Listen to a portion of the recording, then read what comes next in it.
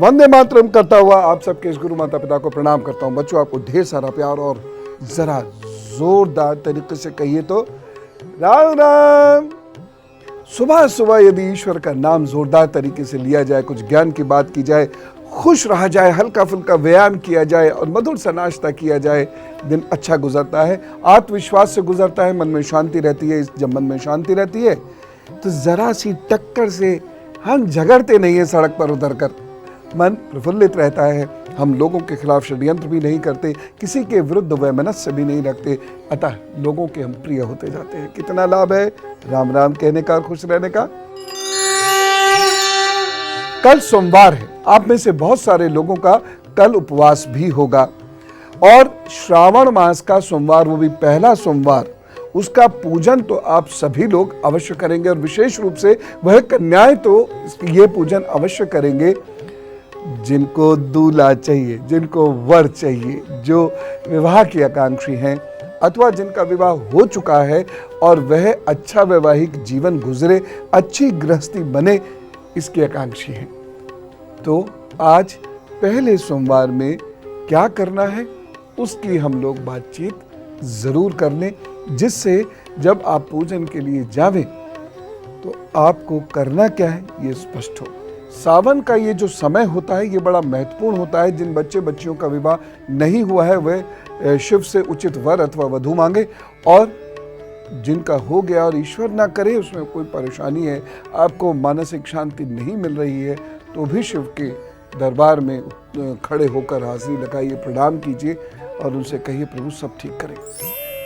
विवाह हेतु शिव जी की पूजा की जाती है युगों से,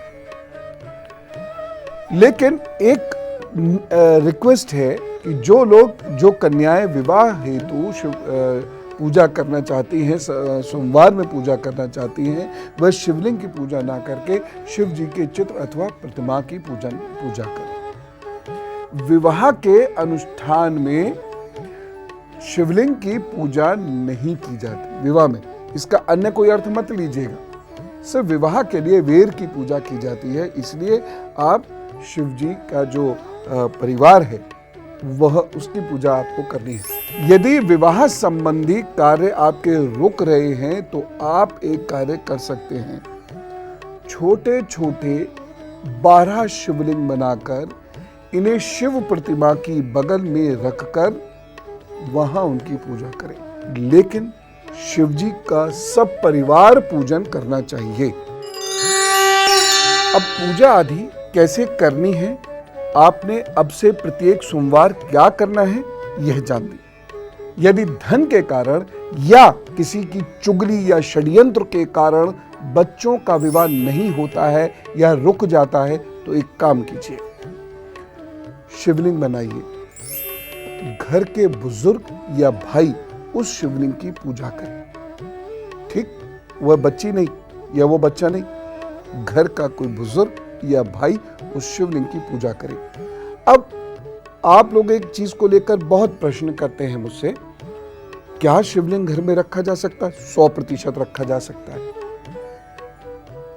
इसमें कहीं कोई कंफ्यूजन नहीं है। जिनका विवाह होना है, अब वह चाहे लड़की हो अथवा लड़का, वह भगवान शिव के चित्र या प्रतिमा की पूजा अवश्य करने इन 27 दिनों में करे बहुत शिद्दत से। अब हमें कुछ और बातें जाननी है, क्योंकि अब से लेकर हर सोमवार हम यह पूजाएं करेंगे अपने अपने मंतव्यों के अनुसार। जैसे विवाह हेतु पूजा करने की क्या विधि है। लड़का हो या लड़की, वह भगवान शिव की प्रतिमा की पूजा करे, पवित्र वस्त्र धारण करके शांत भाव से एकाग्रचित्त होकर बैठे। अभिषेक के लिए गंगा का जल या नर्मदा का जल सर्वश्रेष्ठ है, परंतु यदि यह ना हो तो किसी भी शुद्ध जल से अभिषेक कीजिए। इसके पश्चात सफेद चंदन, बेलपत्र, धतूरा, पुष्प तथा शहद प्रभु को अर्पित कीजिए। इसके पश्चात ओम नमः शिवाय का 1008 बार जप कीजिए। इच्छा और सामर्थ्य हो तो व्रत भी रहिए।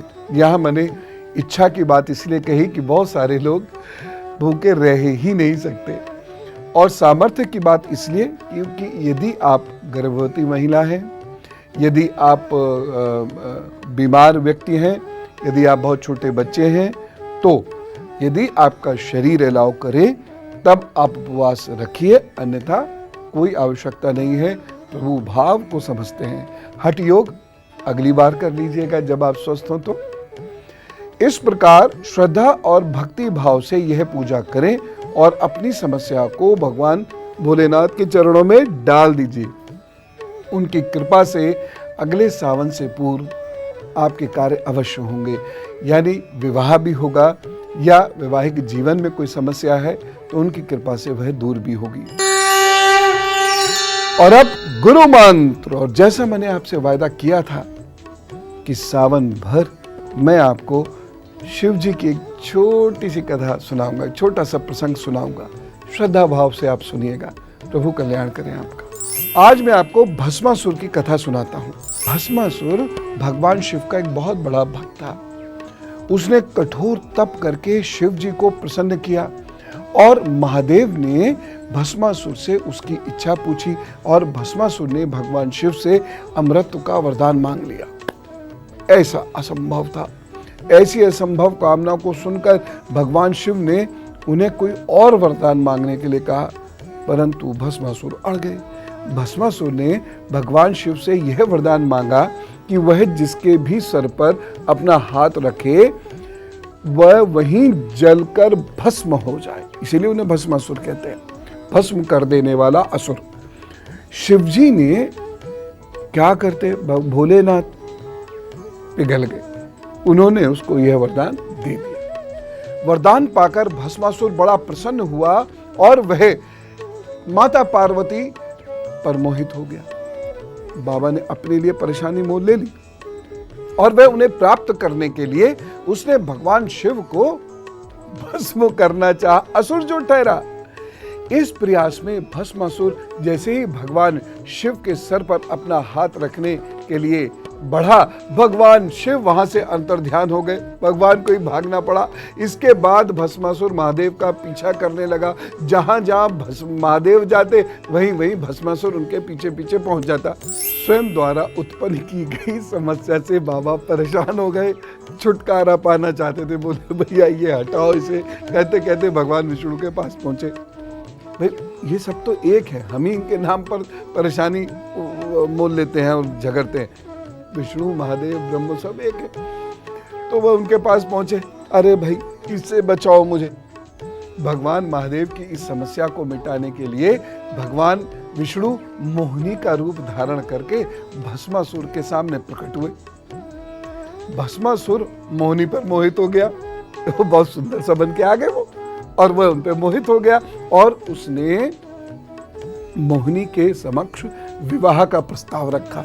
तब विष्णु जी देखिए, तब मोहिनी ने भस्मासुर से विवाह करने के लिए भस्मासुर के सामने नृत्य कला सीखने की शर्त रखी। अब वो ठहरा असुर, दिमाग में उसके वो सारी बातें कहाँ आई, वह इस शर्त को मान बैठा और मोहिनी से नृत्य सिखाने को कहा। बस उन्होंने नृत्य सिखाने लगे। नृत्य सिखाए जाएं सिखाते ऐसे तल्लीन कर दिया भस्मासुर को। और मोहिनी यानी भगवान विष्णु ने एक ऐसी मुद्रा उसे सिखाई जहां उसे अपना हाथ अपने ही सिर पर रखना होता है, जिसे ऐसे करके कोई सिखाया होगा स्टेप। अब वह तो मोहिनी के प्रेम में पागल हो चुका था भस्मासुर, तो वह इस वर को गया भूल। और जैसे ही भस्मासुर ने वो स्टेप किया, अब वो हाथ अपने सिर पर रखा, भस्मासुर भस्म हो गया।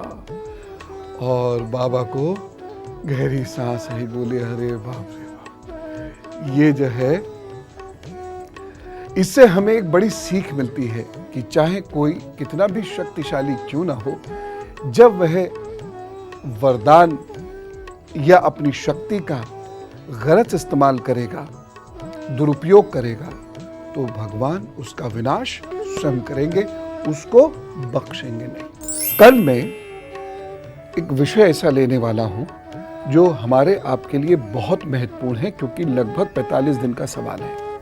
मैं मंगल की बात आपसे करना चाहता हूं, उसको बहुत ध्यान से सुन के अपने 45 दिनों का ध्यान रखिएगा। और साथ साथ बाबा की कथा और भी सुनेंगे। आज मैं चलूं? प्रभु कृपा प्राप्त कीजिए, थोड़ी देर शांत मन से उनका ध्यान कीजिए। उनको ध्यान के अतिरिक्त और कुछ नहीं करना होता, सब कृपा देते हैं।